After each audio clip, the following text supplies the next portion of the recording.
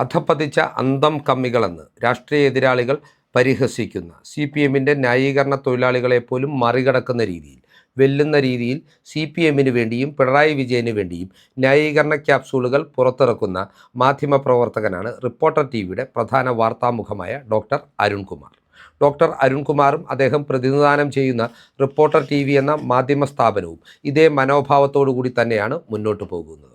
തെരഞ്ഞെടുപ്പിൽ തോറ്റു എന്ന യാഥാർത്ഥ്യം CPM നേതാക്കളും പ്രവർത്തകരും ഉൾക്കൊള്ളുമ്പോൾ പോലും ഈ ഒരു മനോനിലയിലേക്ക്, തോൽവി അംഗീകരിക്കുന്ന ഒരു മനോനിലയിലേക്ക് എത്തിച്ചേരുവാൻ ഡോക്ടർ അരുൺകുമാറിനോ റിപ്പോർട്ടർ TVക്കോ ഇതുവരെയും സാധിച്ചിട്ടില്ല.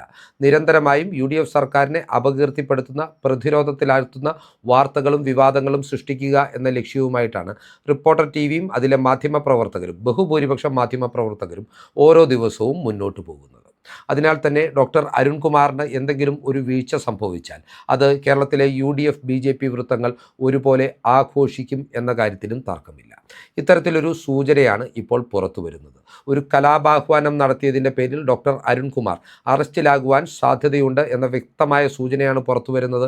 അരുൺകുമാറിനെ അറസ്റ്റ് ചെയ്യുവാൻ പോകുന്നത്, അങ്ങനെ ഒരു സാഹചര്യമുണ്ടായാൽ കേരള പോലീസ് ആയിരിക്കില്ല, നേരെ മറിച്ച് മഹാരാഷ്ട്ര പോലീസ് ആയിരിക്കും എന്ന സൂചനയും പുറത്തു വരുന്നുണ്ട്.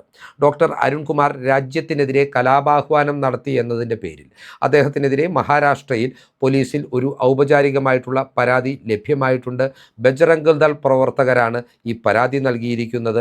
ഈ പരാതിക്ക് ആധാരമായത് അരുൺകുമാർ ചാനൽ ചർച്ചയ്ക്കിടയിൽ നടത്തിയിട്ടുള്ള ഗൗരവതരമായിട്ടുള്ള കലാപാഹ്വാനം നൽകുന്ന പ്രതികരണങ്ങളും പ്രസ്താവനകളുമാണ്. ആദ്യമായി എന്താണ് അരുൺകുമാർ ഈ ചാനൽ ചർച്ചയിൽ പറഞ്ഞതെന്ന് നമുക്കൊന്ന് കേട്ടുനോക്കാം. പാർട്ടികൾ ഭയപ്പെടുത്തിയോ എന്നാണ് ചോദ്യം. ജർമ്മൻ നാടകകൃത്തായ ബെർത്തോൾഡ് ബ്രെത്ത് പറയുന്നൊരു വാചകമുണ്ട്. ഒരു നഗരത്തിൽ ഒരു അനീതി ഉണ്ടായാൽ ആ നഗരത്തിൽ വൈകുന്നേരമാകും മുമ്പ് തന്നെ ഒരു കലാപം ഉണ്ടാവണം, അതല്ലെങ്കിൽ വൈകുന്നേരത്തിന് മുമ്പ് ആ നഗരം കത്തിച്ചാമ്പലാകണം എന്നതാണ് ബെർത്തോൾഡ് ബ്രെത്തിന്റെ ഒരു വാചകമാണ്. പലപ്പോഴും പ്രതിഷേധത്തിന് പോകുന്ന ചെറുപ്പക്കാർ ആവർത്തിച്ചുരുവിടുന്നത് ഈ ബെർത്തോൾഡ് ബ്രെത്തിനെയാണ്. നഗരത്തിൽ ഒരു അനീതി ഉണ്ടായാൽ ഒന്നുകിൽ അവിടെ ഒരു കലാപം സംഭവിക്കണം, അതല്ലെങ്കിൽ വൈകുന്നേരത്തിന് മുമ്പ് ആ നഗരം കത്തിച്ചാമ്പലാവണം.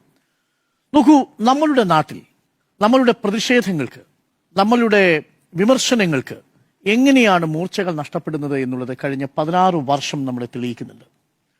2010 ശേഷം അണ്ണാ ഹസാരെ മൂവ്മെന്റിനും അപ്പുറത്തേക്കുള്ള ഒരുപാട് പ്രതിഷേധങ്ങളും വിമർശനങ്ങളും ഒക്കെ നമ്മൾ കണ്ടെങ്കിലും ഈ രാജ്യത്തെ മുഴുവൻ പിടിച്ചുലയ്ക്കുന്ന ഒരു പ്രതിഷേധം ഉണ്ടായിട്ടുണ്ടോ?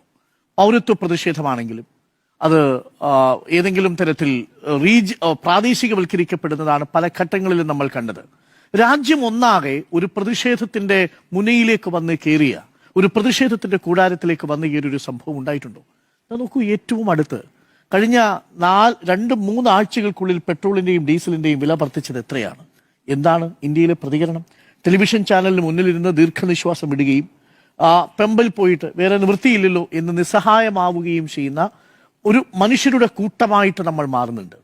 അത് ആ അർത്ഥത്തിൽ നമ്മുടെ രാഷ്ട്രീയത്തിലൊക്കെ സംഭവിച്ചുകൊണ്ടിരിക്കുന്ന അങ്ങേയറ്റം വ്യക്തിപരമായ അല്ലെങ്കിൽ വൈയക്തികമായ ഇൻഡിവിജ്വലൈസേഷൻ എന്ന് പറയുന്ന ഒന്ന്, രാഷ്ട്രീയത്തിലേക്ക് സജീവമായിട്ട് ഇടപെടാനുള്ള ഒരു മടി, ഒരുതരം പൊളിറ്റിക്കൽ ഫറ്റീഗ്, രാഷ്ട്രീയമായിട്ടുള്ള ക്ഷീണം, അവനവനിസത്തിലേക്കുള്ള തിരിച്ചുപോക്ക്, ഇതൊക്കെ സംഭവിക്കുന്ന ഒരു കാലത്താണ് നമ്മൾ ഏറെക്കുറെ ഒരു കൺസ്യൂമർ മനുഷ്യരായി മാറുന്ന, തൽക്കാലം പ്രതിഷേധിച്ച് അപ്പോൾ തന്നെ പിൻവാങ്ങുന്ന മനുഷ്യരായി മാറുന്നു. ഒരു പ്രതിഷേധത്തെ ദീർഘനാൾ കൊണ്ടുപോകാനോ ആ പ്രതിഷേധത്തെ ഒരു രാഷ്ട്രീയ രൂപമായി പരിവർത്തനപ്പെടുത്താനോ ഉള്ള ഊർജം നമുക്ക് നഷ്ടപ്പെടുന്നുണ്ടോ എന്ന് ചിന്തിക്കുന്ന ഒരു കാലത്താണ് വിദ്യാർത്ഥികളും ചെറുപ്പക്കാരും ചേർന്ന് ഇങ്ങനെയൊരു മൂവ്മെന്റിന് തുടക്കം കുറിക്കുന്നത്. ആ തുടക്കം കുറിക്കുന്നത് തന്നെ ഇന്ത്യയുടെ നീതിന്യായ വ്യവസ്ഥിതിയിലെ നമ്മൾ ഏറെയധികം ആദരവോടുകൂടി കാണുന്ന ഒരു മനുഷ്യനിൽ നിന്ന് കേട്ട ഒരു സ്റ്റേറ്റ്മെന്റ്, അതും നീതിന്യായ പീഠത്തിൽ നിന്ന് കേട്ട ഒരു സ്റ്റേറ്റ്മെന്റിൽ നിന്നാണ് ഈ പ്രകോപനം ഉണ്ടാവുന്നത്. അതുകൊണ്ട് ഞാൻ ഈ മൂവ്മെന്റിനെ പ്രതീക്ഷയോടെയാണ് കാണുന്നത്. പക്ഷേ ഇന്നത്തെ സംഭവങ്ങൾ യഥാർത്ഥത്തിൽ ആ പ്രതീക്ഷയ്ക്ക് അല്പം മങ്ങലേൽപ്പിച്ചു എന്നതാണ് വാസ്തവം. കോക്രോച്ച് ജനതാ പാർട്ടി അഥവാ CJP എന്ന പുതിയ രാഷ്ട്രീയ പ്രസ്ഥാനം, ഇന്ത്യൻ രാഷ്ട്രീയത്തിലെ പുതിയൊരു പ്രതിഭാസം നടത്തിയ ഡൽഹി സമരത്തെക്കുറിച്ചുള്ള ചർച്ചയിലാണ് ഡോക്ടർ അരുൺകുമാർ ഇപ്പോൾ നമ്മൾ കേട്ടിട്ടുള്ള വിവാദ പരാമർശങ്ങൾ നടത്തിയിട്ടുള്ളത്. ചെറുപ്പക്കാർ ഏത് രീതിയിൽ പ്രതിഷേധം നടത്തണമെന്നാണ് അരുൺകുമാർ ഒരു ജർമ്മൻ നാടകകൃത്തിനെ ഉദ്ധരിച്ചുകൊണ്ട് ഇവിടെ സമർത്ഥിക്കുന്നത്. ചെറുപ്പക്കാർ സമരത്തിനിറങ്ങിയാൽ ഒന്നെങ്കിൽ ആ നഗരം അന്ന് വൈകുന്നേരത്തോടെ കത്തണം, അല്ലെങ്കിൽ ആ നഗരത്തിൽ ഒരു കലാപം ഉണ്ടാവണം എന്ന് പറയുന്നതായിരിക്കണം ചെറുപ്പക്കാരുടെ സമരരീതി എന്ന ഒരു പ്രസ്താവനയാണ് അരുൺകുമാർ ഇവിടെ നടത്തിയിരിക്കുന്നത്. ഇത് വ്യക്തമായും രാജ്യത്തിനെതിരെയുള്ള ഒരു കലാപത്തിനുള്ള ആഹ്വാനമായി വിലയിരുത്തപ്പെടാവുന്ന അത്യന്തം ഖേദകരവും നിന്ദ്യവും ലജ്ജാകരവുമായിട്ടുള്ള ഒരു പരാമർശമാണ്. ഇത്തരത്തിൽ ഈ രാജ്യത്തെ ചെറുപ്പക്കാരോട്, ഒരു ജനാധിപത്യ രാജ്യത്തെ ചെറുപ്പക്കാരോട് കലാപാഹ്വാനം നടത്തുവാനുള്ള ഒരർഹതയും ഒരു മാധ്യമ പ്രവർത്തകനുമില്ല. തീർച്ചയായും ഇത്തരം പ്രവണതകൾ അപലപിക്കപ്പെടേണ്ടതാണ്. ഇയാൾക്കെതിരെ മഹാരാഷ്ട്രയിൽ പരാതി നൽകിയിരിക്കുന്നത് ബജ്രംഗ് ദളാണ്. ബജ്രംഗ് ദൾ എന്ന് പറയുന്നത് RSSൻ്റെ സംഘപരിവാറിൻ്റെ ഭാഗമായിട്ടുള്ള ഒരു സംഘടനയാണ്.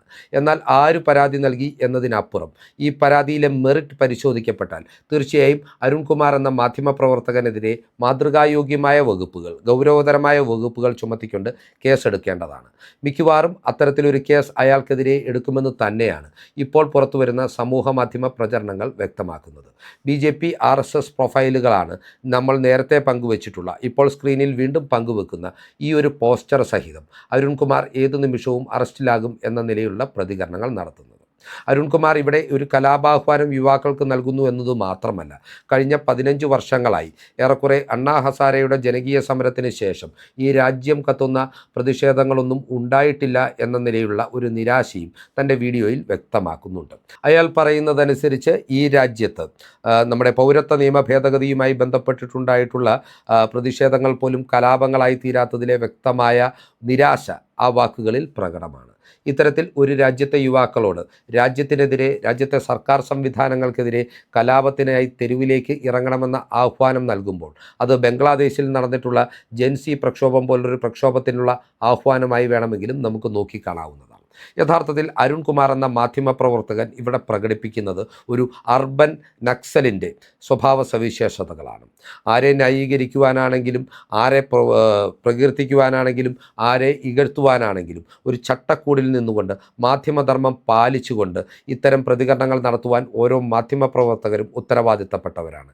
എന്നാൽ ഈ ചട്ടക്കൂടുകൾ തങ്ങൾക്ക് ബാധകമേയല്ല എന്ന രീതിയിൽ രാഷ്ട്രീയ പക്ഷപാതിത്വ സമീപനം കൃത്യമായി പ്രേക്ഷകരിലേക്ക് എത്തിച്ചുകൊണ്ട് വ്യാജമായ പൊതുബോധം സൃഷ്ടിച്ചുകൊണ്ട് കേരളം കണ്ടിട്ടുള്ള ഏറ്റവും അധപ്പതിച്ച ഭരണാധികാരിയായ പിണറായി വിജയനെ അധികാരത്തിൽ നിലനിർത്തുവാനായി ഏറ്റവും നികൃഷ്ടമായ, നിന്ദ്യമായ മാധ്യമപ്രവർത്തനം നടത്തിയ ഇയാൾക്ക് ഇതൊന്നും ബാധകമാവുകയില്ല. ഈ ഒരു വിഷയത്തിൽ മാതൃകായോഗ്യമായ നടപടി എടുത്തുകൊണ്ട് ഇയാൾക്കെതിരെ കൃത്യമായ വകുപ്പുകൾ ചുമത്തി കേസെടുത്തില്ല എങ്കിൽ ഈ രാജ്യത്തെ നിയമ സംവിധാനത്തിന് പോലും അത് വെല്ലുവിളിയാകും. ഇത്തരത്തിൽ അരുൺകുമാറിൻ്റെ നാവിനെ നിയന്ത്രിക്കുവാനും ജേർണലിസ്റ്റുകളുടെ പൊതു സമീപനത്തെ നിയന്ത്രിക്കുവാനും ഉതകുന്ന രീതിയിലുള്ള ഒരു പരാതിയാണ് ഇപ്പോൾ മഹാരാഷ്ട്ര പോലീസിൽ എത്തിയിരിക്കുന്നത്. അതിനാൽ തന്നെ ഈ ഒരു വിഷയത്തിൽ കൃത്യമായ നടപടിയും ഇടപെടലുകളും ഉണ്ടാകും എന്ന കാര്യത്തിലും തർക്കമില്ല. ഈ വാർത്ത വ്യാപകമായി പ്രചരിക്കുന്നതോടെ തീർച്ചയായും കേരളത്തിലെ BJP നേതൃത്വത്തിൻ്റെ ഭാഗത്തു നിന്നും ഈ ഒരു വിഷയത്തിൽ കൃത്യമായ ഇടപെടൽ ഉണ്ടാകുവാനുള്ള സാധ്യതയുണ്ട്. കാരണം BJP സംസ്ഥാന അധ്യക്ഷനായ രാജീവ് ചന്ദ്രശേഖറിനെതിരെ വ്യാജ വാർത്ത നൽകിയ വിഷയവുമായി ബന്ധപ്പെട്ട് ഇപ്പോൾ ഡോക്ടർ അരുൺകുമാർ ഉൾപ്പെടെയുള്ള റിപ്പോർട്ടർ TV സംഘം നിയമ നടപടികൾ നേരിടുകയാണ്. അതുപോലെ തന്നെ NDA ഘടകകക്ഷിയായ 2020-യുടെ ചീഫ് കോർഡിനേറ്റർ സാബു ജേക്കബിനെതിരെ വാർത്ത നൽകിയതിൻ്റെ പേരിൽ, വ്യാജ വാർത്ത നൽകിയതിൻ്റെ പേരിലും ഇവർ നിയമ നടപടികൾ നേരിടുന്നുണ്ട്. റിപ്പോർട്ടർ TVയുടെ ബ്രോഡ്കാസ്റ്റിംഗ് ലൈസൻസുമായി ബന്ധപ്പെട്ടും നിരവധി സംശയങ്ങൾ ഉയർന്നു വരുന്നുണ്ട്. കേരളത്തിലടക്കം റിപ്പോർട്ടർ TVയുടെ ഉടമകളായിട്ടുള്ള മുട്ടിൽ സഹോദരങ്ങൾക്കെതിരെ നിരവധി കേസുകൾ നിലവിലുണ്ട്. അത്തരത്തിൽ റിപ്പോർട്ടർ TVക്കും അതിൻ്റെ മാധ്യമപ്രവർത്തകർക്കും വലിയ രീതിയിൽ പ്രതിസന്ധി ഉണ്ടാക്കുവാൻ പോകുന്ന ഒരു വിഷയമായി ഈ അരുൺകുമാറിൻ്റെ കലാപാഹ്വാനം മാറും എന്ന കാര്യത്തിലും തർക്കമില്ല.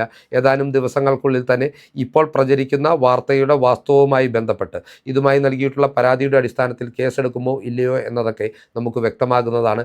ഇത്തരത്തിലൊരു കേസെടുക്കപ്പെട്ടാൽ മഹാരാഷ്ട്ര പോലീസ് ഡോക്ടർ അരുൺകുമാറിനെ തൂക്കുമെന്ന കാര്യത്തിൽ തർക്കമില്ല. മഹാരാഷ്ട്രയിലെ ജയിലറകളിൽ വാസിക്കുവാനുള്ള ഒരു യോഗം റിപ്പോർട്ടർ TVയുടെ പ്രധാന വാർത്താമുഖത്തിന് ഉണ്ടാകുമോ എന്നതും ഇനി കണ്ടറിയേണ്ടതാണ്. ഈ വിവരങ്ങൾ പ്രേക്ഷകർക്കായി പങ്കുവെച്ചുകൊണ്ട് ഈ വീഡിയോ ഇവിടെ അവസാനിപ്പിക്കുകയാണ്.